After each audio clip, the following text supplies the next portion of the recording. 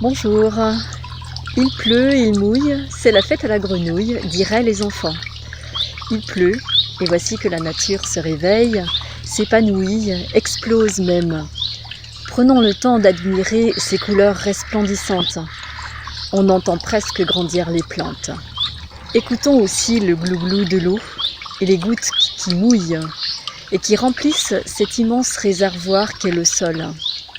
L'eau, c'est le sang de la plante. C'est elle qui véhicule les oligo-éléments dont elle a besoin. Alors, si une graine semée en terre n'a pas d'eau, elle meurt. L'eau, c'est la vie, évidemment. Merci Seigneur pour cette eau bienfaisante, pour la nature, mais aussi pour nous. L'une de nos principales exigences aujourd'hui est de ne pas la gaspiller. Cela fait partie aussi de la préservation de la maison commune. Alors, prenons-en soin.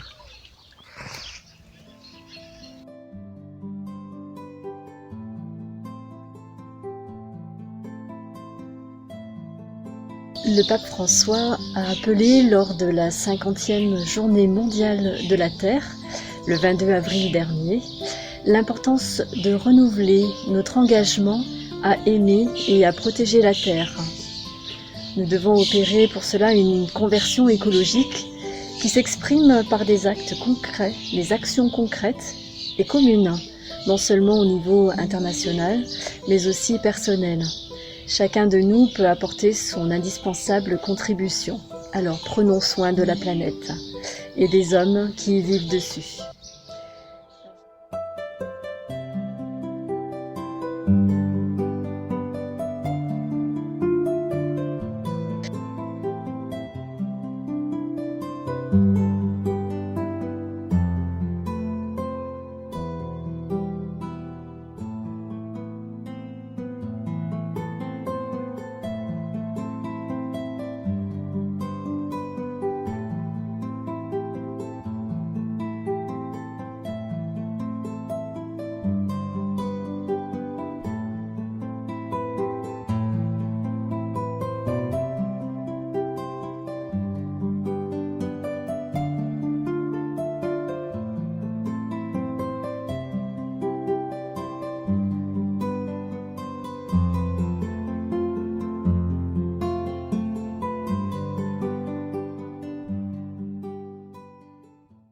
Dans nos sociétés dites de consommation, la qualité de vie est directement associée au niveau d'accès aux biens et services et mesurée en fonction du confort matériel dont on dispose. Cette prévalence de l'avoir sur l'être conduit à une confusion entre le nécessaire et le superflu et à un besoin toujours plus grand de consommer. Pourtant, on constate que l'accumulation des biens n'est pas corrélée à une amélioration du sentiment de bien-être. Par ailleurs, cette course à la consommation a un impact très négatif sur l'environnement. Nous prélevons sur notre planète des quantités de plus en plus importantes de ressources non renouvelables, en creusant des carrières, extrayant des métaux, du charbon, du pétrole. Chaque habitant consomme en moyenne en France 12,5 tonnes de matière par an. Et au total, 23 tonnes avec les flux cachés, comme les déchets de carrière ou les matériaux extraits pour les produits que nous importons, dont les 3/4 sont non renouvelables. En termes de mode de vie, la consommation peut être abordée à différents niveaux. L'alimentation, les modes de déplacement, les ressources énergétiques, les ressources minérales, la biodiversité.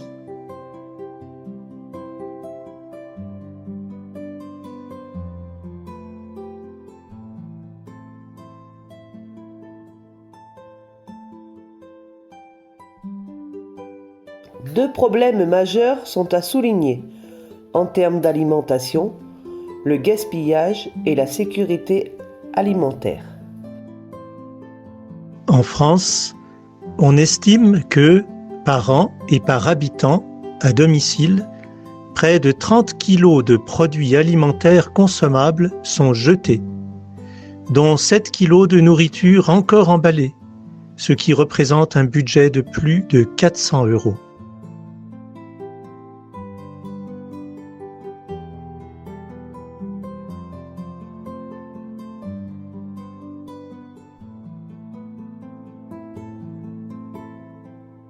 Parmi les causes, on trouve dès la production les critères esthétiques, qui impliquent que les agriculteurs jettent jusqu'à 40% de leur récolte. Il y a également le besoin, dans nos pays, d'écouler une production nettement supérieure aux besoins. Il faut enfin mentionner l'impact des règles relatives à l'hygiène et à la sécurité alimentaire. Nous ne pouvons ici qu'évoquer en passant la problématique des étiquetages, des dates limites de consommation fixées en fonction de considérations parfois plus commerciales que sanitaires. Une réflexion sur cette question non prise en compte par les politiques actuelles de lutte contre le gaspillage devrait être menée avec l'industrie agroalimentaire. Un travail sur les politiques agricoles devrait aussi être conduit au niveau français et européen pour analyser les causes et pas seulement les effets de ce gaspillage. Entre 6 et 8 millions de personnes, soit 12,2% de la population, sont considérées en situation d'insécurité alimentaire en France, alors que notre pays est classé parmi les plus riches et n'a pas de problème de production ni d'approvisionnement.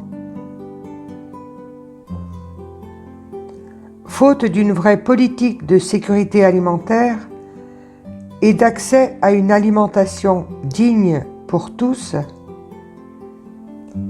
nous sommes contraints de gérer les surplus et de légiférer pour permettre aux distributeurs d'écouler les stocks, notamment auprès d'associations caritatives. Il serait préférable de travailler à une meilleure régulation pour ne pas se retrouver avec autant d'invendus. Les personnes qui se nourrissent grâce au surplus sont placées dans la situation de devoir accepter ce qu'on leur propose, y compris des rebuts de mauvaise qualité, au risque d'être jugées si elles refusent. Il n'existe pas non plus de recours pour faire respecter le droit à l'alimentation.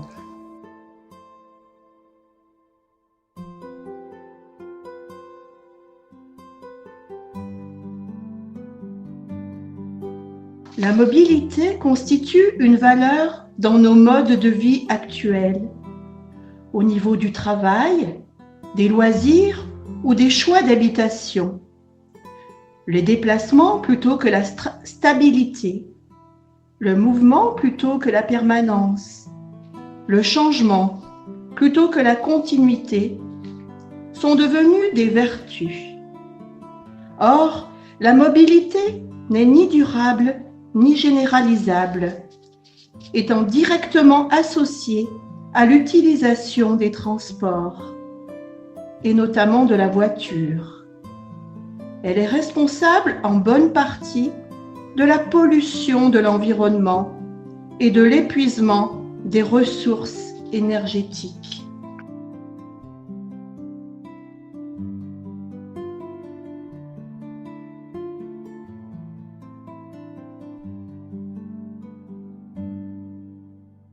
Des aménagements au niveau des communes sont nécessaires pour faciliter la vie des piétons et l'utilisation des vélos et des transports en commun. Des efforts importants ont été réalisés, mais il reste encore beaucoup à faire. L'encouragement au covoiturage peut être réalisé à travers des plateformes mises en place au niveau des mairies et des entreprises, mais également à travers la réduction du péage quand la voiture est pleine. Le développement des voitures électriques et hybrides rechargeables reste encore très modeste. La prédominance du diesel sur l'essence, à cause d'un prix plus avantageux, a des effets très négatifs sur la santé. La dangerosité des particules fines, notamment émises du fait des transports routiers, est aujourd'hui reconnue.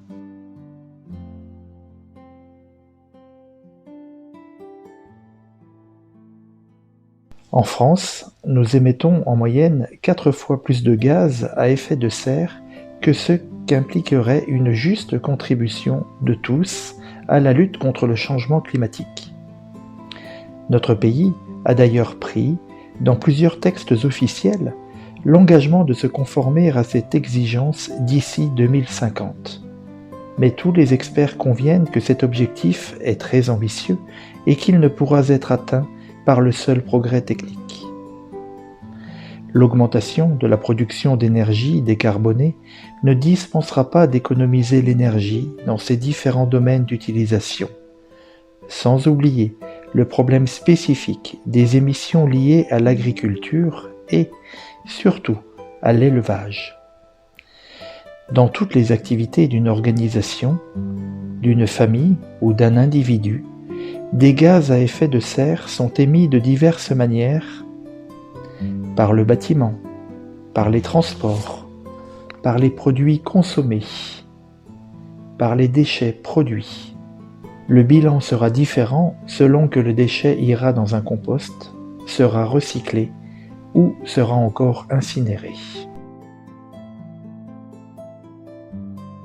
Les émissions de gaz à effet de serre en France se sont élevées en 2015 à 6,8 tonnes équivalent CO2 par habitant, quand elle aurait dû être au maximum de 2 tonnes. Pour stabiliser le taux de gaz à effet de serre dans l'atmosphère, si l'on se place sur le plan mondial, et pour éviter ainsi un réchauffement climatique supérieur à 2 degrés. Mais il est plus juste de considérer l'empreinte carbone qui mesure l'ensemble de ces émissions par habitant, y compris celles des produits importés. Celle-ci se serait élevée en 2015 à environ 12 tonnes équivalent CO2 par habitant. S'agissant de l'empreinte carbone, cet objectif de 2 tonnes par habitant et par an pourrait être considéré comme un objectif éthique d'équité planétaire.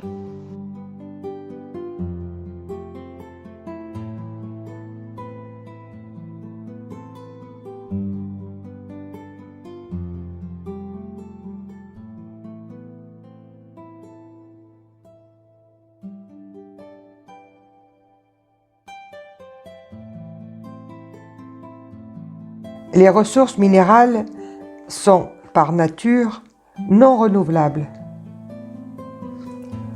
Certains minéraux ont déjà disparu.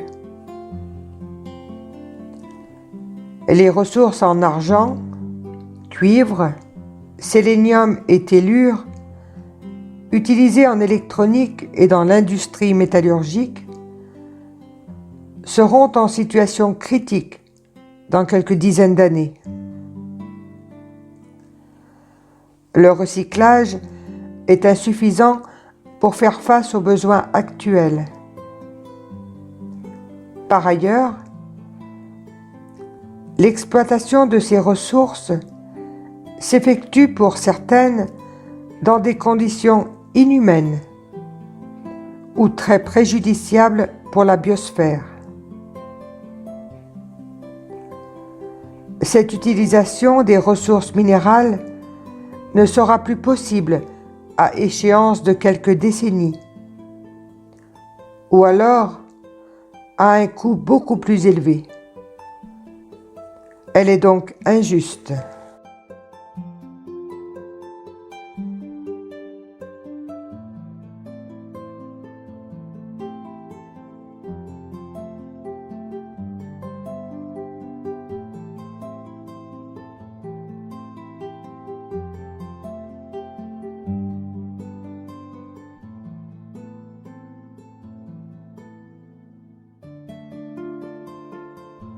La diversité génétique, la diversité des espèces et celle des milieux naturels sont menacées. Compte tenu du rythme actuel de disparition des espèces, la moitié des espèces vivantes que nous connaissons pourraient disparaître d'ici un siècle. La liste rouge des espèces menacées en France est réalisée par le Comité français et le Muséum national d'histoire naturelle.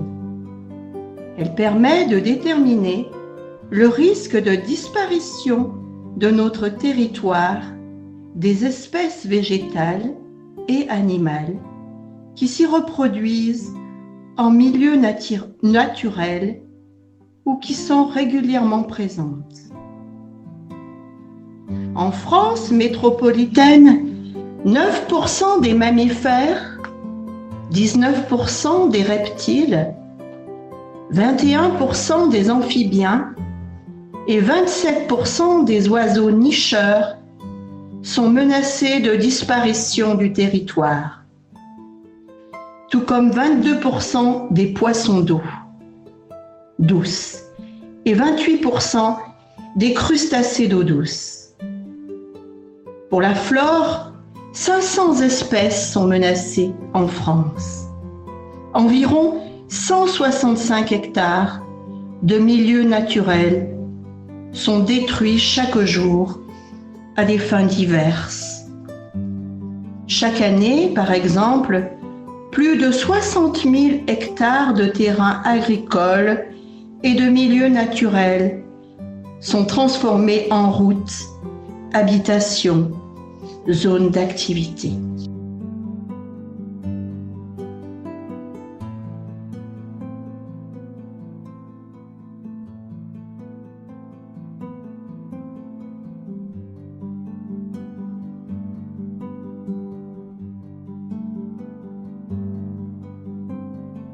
À la lumière de ce que nous venons de rappeler, comment imaginer le monde dans une dynamique de consommation en équilibre durable avec les capacités de la Terre? La transformation de notre rapport à la consommation est un aspect majeur, mais certainement pas unique. Un aspect majeur de la transformation requise de nos styles de vie. Le pape François nous propose une croissance par la sobriété.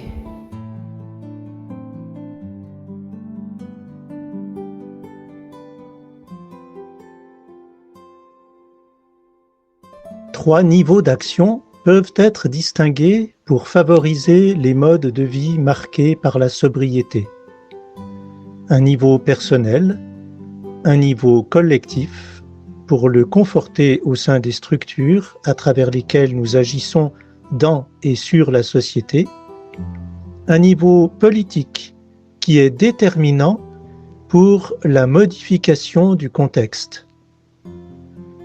À chacun de ces niveaux, diverses actions peuvent être menées. Leur mise en œuvre peut être rapide, comme la décision de louer ou emprunter un outil plutôt que de l'acheter. Ou plus longue, quand elle concerne des investissements personnels ou collectifs.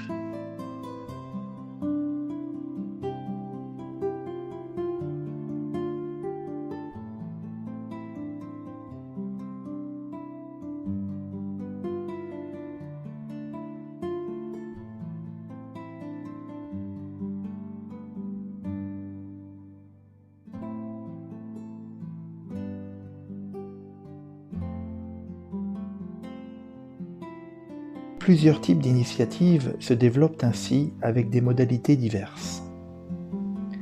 Utilisation des énergies renouvelables dans l'habitat.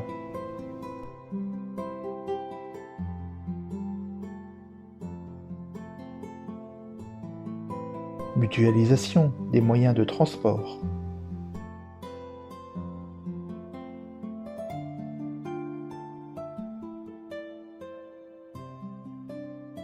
Mutualisation de l'habitat et du jardin.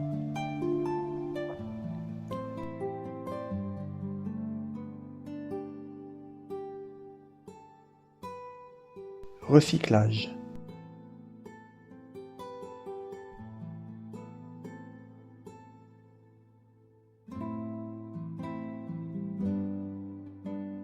Achat en privilégiant les circuits courts.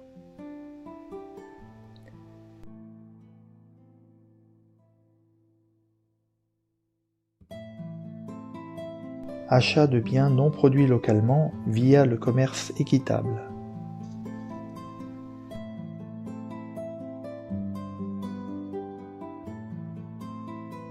Participation au système d'échange direct sans contrepartie monétaire.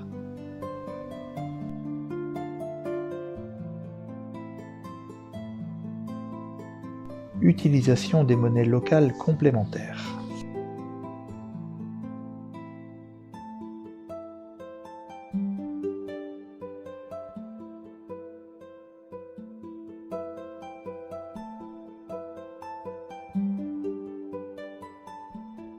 Que privilégions-nous dans nos choix de consommation?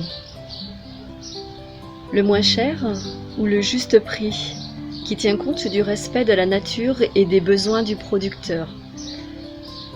Faisons-nous attention à l'empreinte écologique des aliments que nous consommons? Faisons-nous attention à ne pas avoir à jeter des produits non consommés et à privilégier des produits avec moins d'emballage? Trions-nous nos déchets? Est-ce que nous sommes conscients que les produits de saison sont moins polluants? Est-ce que nous les privilégions dans nos achats? Nous interrogeons-nous sur l'origine du lieu de production des biens que nous achetons?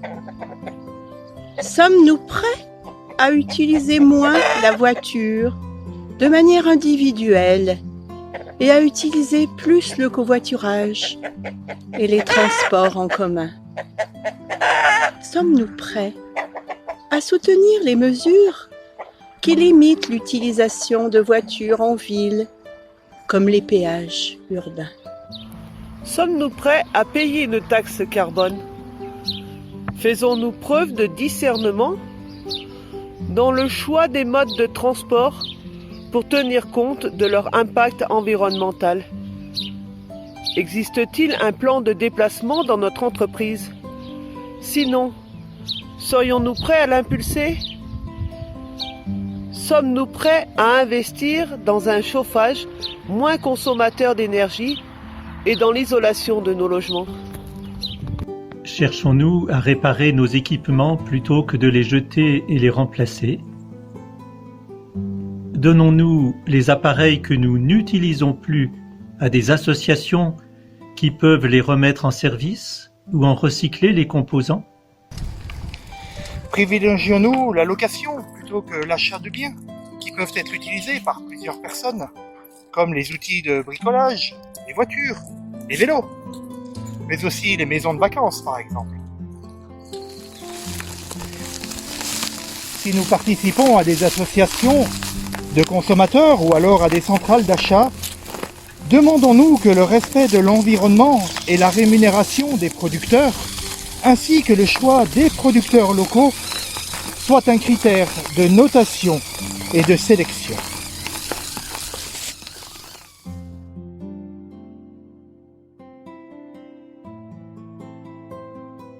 En ce temps pascal de renouvellement, engageons-nous à aimer et apprécier le don magnifique de la terre, notre maison commune, et à prendre soin de tous les membres de la famille humaine. En ce temps d'incertitude, je demande à Dieu de nous soutenir dans l'espérance l'amour et la solidarité les uns envers les autres. Que Dieu nous bénisse.